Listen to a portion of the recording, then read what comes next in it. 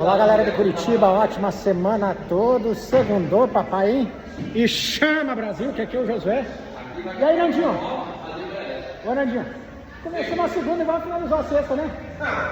Ó, a casca grossa aqui, ó, Cataná.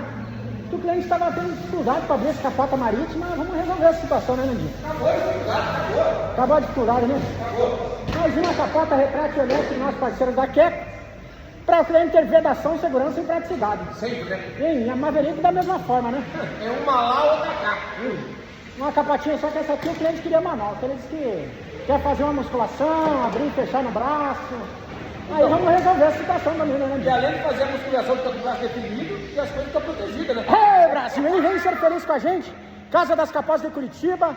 Orgulho de mais de meio século cuidar dos seus sonhos, né, Nandinho? O M sempre, toda a vida. Ei, Brasil, vem ser feliz. Olha lá o segundo setor, como é que está, ó. Nem a chuva para a Casa das Capotas. Chama, Brasil!